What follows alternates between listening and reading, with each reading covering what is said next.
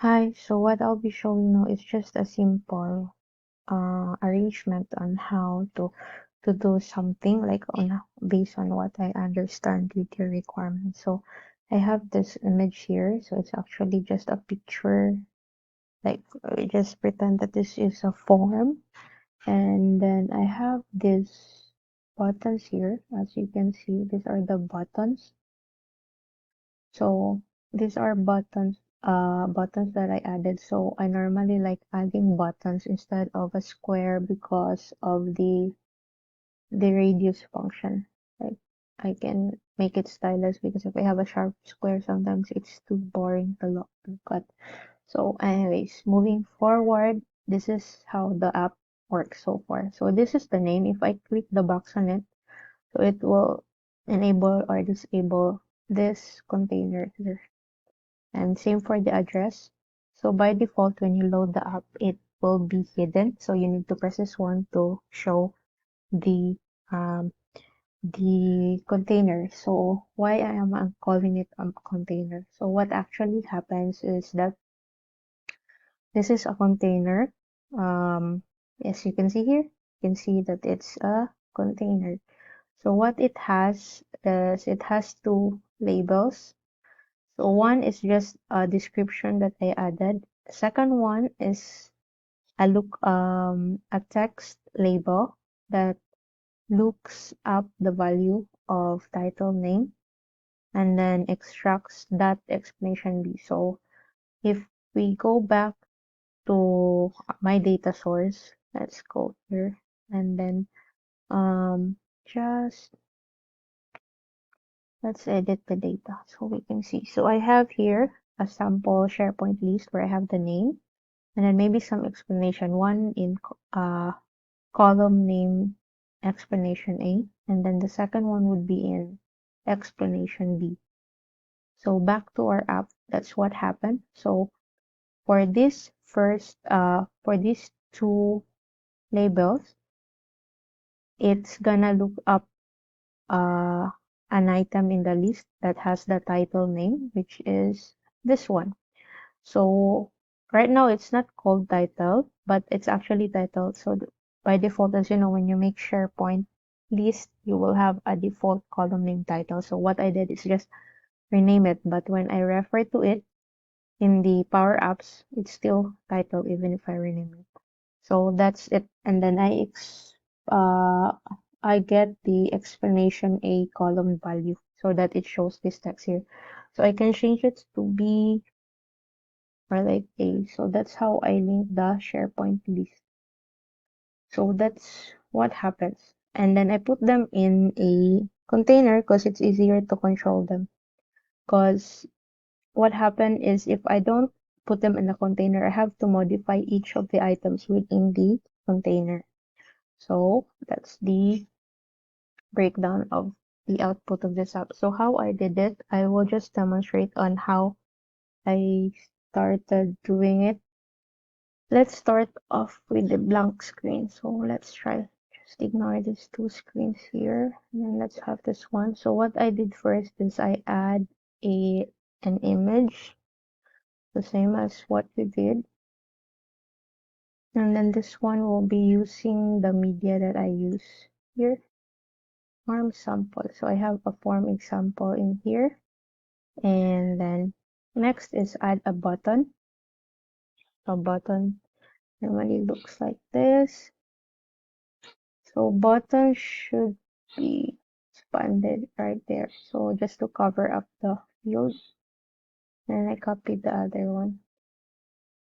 So when I do this, you can choose whatever color you want. So I normally use like yellow base, not normally, like I use yellow base on your picture and then change it to something transparent.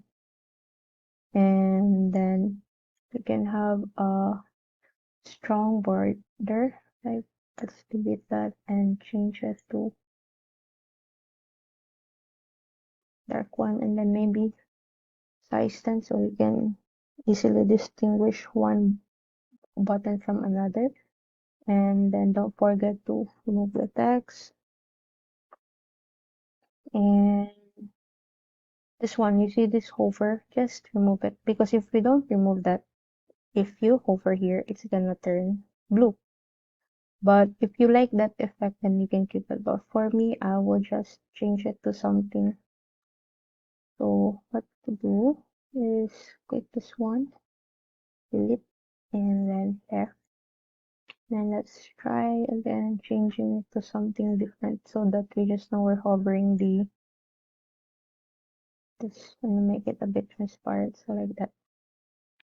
So we're done with the button, and then now we add the container. So let's insert the container.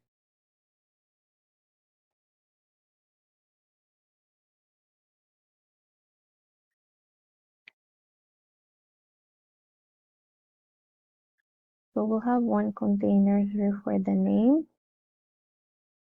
and one container for the text.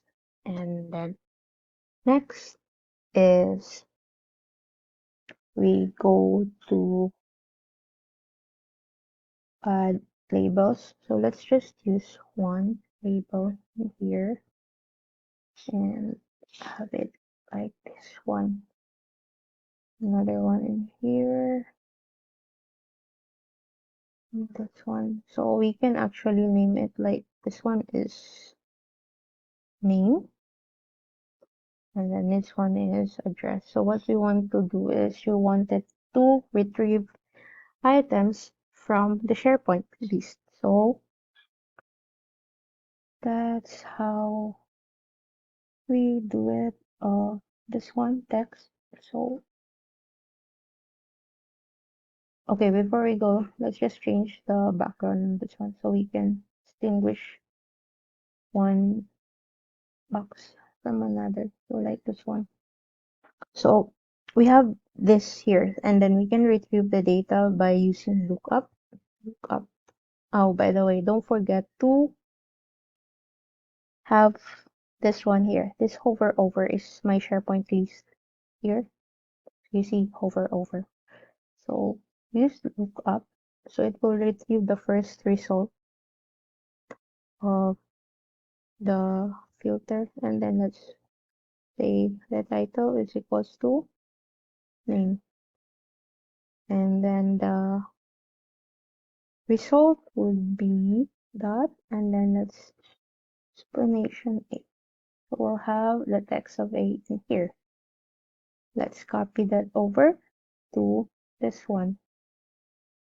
So another method you can use, because we see here, we are using, like we're manually typing name, but we actually have a word here address. So we can always refer to this uh, text there and then have it something like this with txt. So that's it. Like, because you can do is like change the name and then we'll refer to like the name value. We change that to address. So there are a lot of different ways to do this. So after that, next is we will have a control like on how to hide or like show the containers. So for our container here, what we will do is we go to the visible part and we initialize a variable. So let's say var show name. So this is an error for now because this variable has not been initialized. So we will do it soon. So you just ignore that. And then as you see, since this one has no value yet, it's not recognized. So the container is still like it's not visible anymore. So how do we make it visible? So we have this one here, and then what we will do is we will go to on select, and then whenever we select this one, we set the uh, bar show. Did I put name? Sorry, I forgot. So bar show name. Okay, so on select, the set bar show name is equals to true. So let's try selecting it. So when we select that one, it shows it. So now the value of this one is true. So how do we turn it on and off? So we don't actually keep it like this. What we do is we do an exclamation and then we put here var show name. So what it does, it toggles between true or false of like on and off of the var show name data. So like for example, like that, and then and off. When I click this one, it turns the var show name into false and this one into true.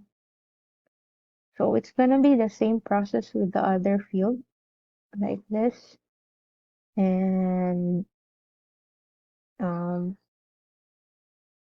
you go to the visible, and then let's say for show address. As usual, it will not show at first, and then you just click here, and then on select, then we set the bar show address to bar show address. So be like that, and then click there. So you can move them around, like when it's shown, you can move the whole there. Like let's say you want it like here or maybe on the side. So it's up to you on how to do it. So this is the most basic way I know on how you can link things up. But there's another thing I will show you because this thing is good, but it's not good if you have a lot of fields to maintain. So there is other ways you can do to make your app a little bit better with lesser controls that you can see in here. So I will show it later on my other video that I will post.